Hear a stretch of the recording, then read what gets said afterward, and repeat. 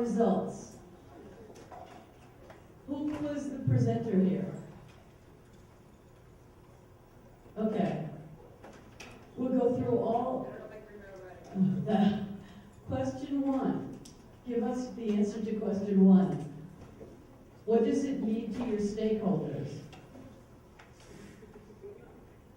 We started with children and parents first, dormitory staff, and the medical community.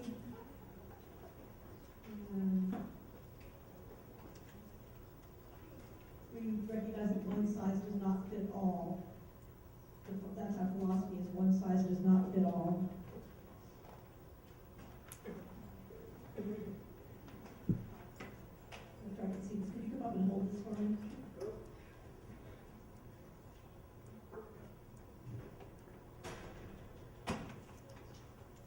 The I in IEP means individual. We have a whole child approach. Language is a necessary part of that. Communication is a part of that. And a less limited environment, less restricted environment, doesn't mean that they have to go to computer school, but it means that we need to develop things that fit that child. Yeah, go to 2. You're up here. Keep going. Number 2. Oh, okay. Why is it important? Communication, language access, communication access, student success, success and outcomes, individual needs. We also put down, I'm not sure exactly what this means, the medical model and validation. I'm not sure what that is. Oh, okay, research. We need to make it based on research, like the brain research we heard about this morning. We need to incorporate that. And we also keep parents well informed so that they can make good decisions for their child individually. And let the child become a contributing member of society. We're responsible for developing the whole child. Did I convey it all right? Go for 3. Well, you're here.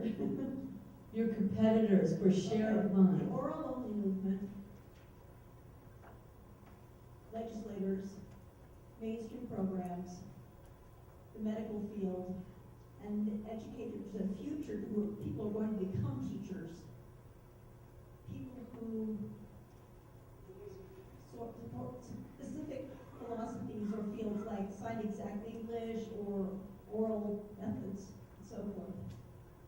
Parents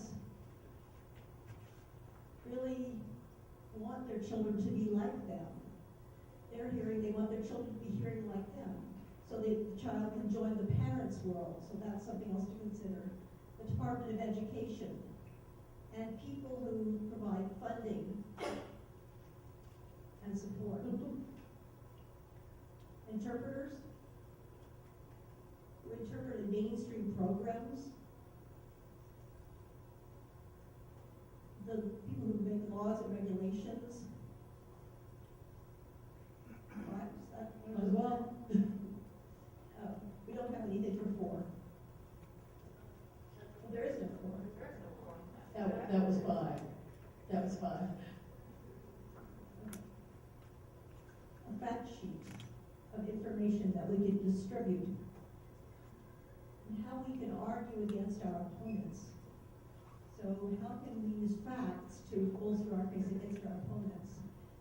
And for parents, I forgot to know what the question is. Oh, okay.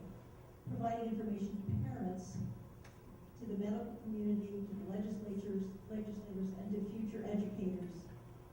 And the IET process, we need to help people understand what that does. We need to reach special ed directors, audiologists, the deaf community in general.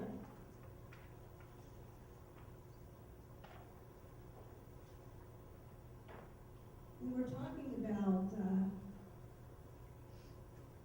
lot of us tend to kind of take a relaxed pace toward this. Now, other organizations get really involved with the legislature and they're very aggressive about it, the medical field and all that. And we tend to kind of lay back about it and don't really pay attention to what's going on. And so we kind of get what we pay for, so to speak. because we don't get involved, we don't get anything. And the legislature is making decisions for us based on what the other people are giving them.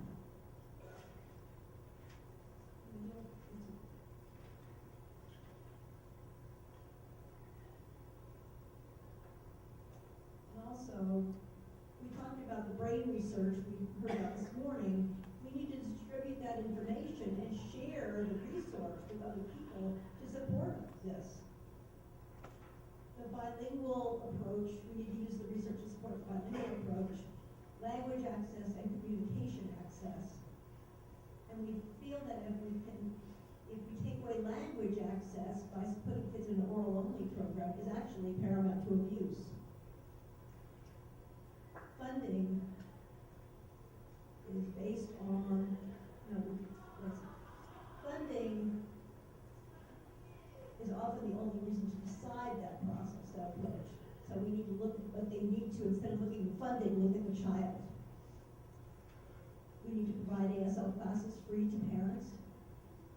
And we need to have professional learning communities providing resources so that we can give people ideas about, like, they're looking at the child, they will have something to think about what would meet his or her needs. We have to truly mean child first. For example, if the child really benefits from an oral program, then we need to be willing to say, okay, this is really an oral auditory child, and support that. The same thing, though, is if the child is profoundly deaf and needs ASL, we really have to look specifically at the child, and we have to think about just how we look at kids, not only how other people do, but how we do it. Because, maybe ASL doesn't fit everyone. So we have to think of the child first. Okay. Group 2. Oh my, okay.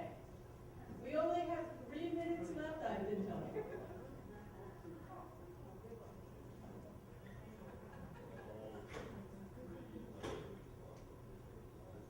Okay. Group 2. Tell me what your key messages are. Group 2. Right there. Key messages. I'm just going to summarize really quickly. Go for it. A minute. Question number 1 is to identify individual needs, to go back to the basics of least restrictive environment, to provide opportunities and options for children in their education, and also that we value and believe in accepting diversity. Question 2, that it's not a one-size-fits-all program with a kind of a logo of you can have it all instead of just one option. That we change our programs, customize our educational programs to meet the needs of the students. School 3, and we know that they are, I don't need to say that. Number 5 is the same as what I said for number 3. Number 6, you can have it all. Customized education. And number 7, a variety of ways. Writing brochures, one-to-one, video, social media, personal contact and communication, to audiologists, doctors' Offices, legislators, representatives, and I'm done.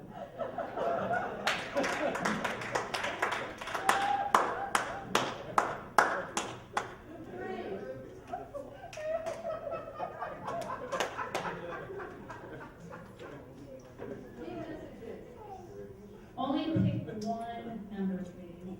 And then I suggest that each group send your responses, all 7 of them, to me so that I can then disseminate those to the whole group. Well, there's 7. 4. Well, there's really 6 because there's no 4, but whatever. Whatever it is you have, send it over. Yeah, there's no 4. Okay, so just choose one for now, send the rest to me, and we can get those sent out. Number 6, that's the one I want. Answer to number 6. You want to answer number 6? Yes, please. Just fine.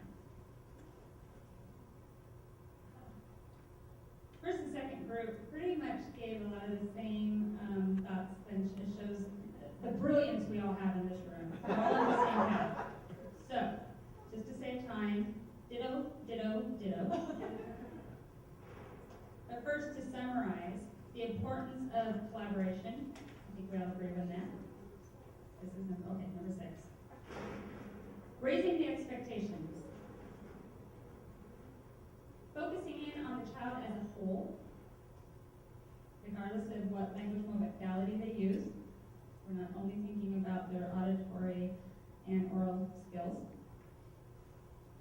And to maximize each child's potential and opportunities. Excellent. Okay, I have one of these. It will help you get your message out, and I'm happy to give it to the first person who comes up and asks. Thank you so much for staying awake after lunch.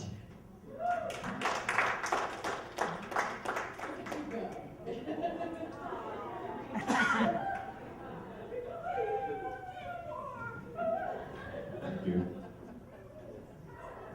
Andrea, is that book for sale somewhere? Yes, it's on Amazon. You want a copy? Amazon. And the name is? Media magnetism. Media Magnetism.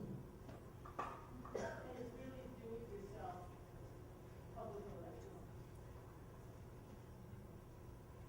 Thank you. Thank you for joining us today.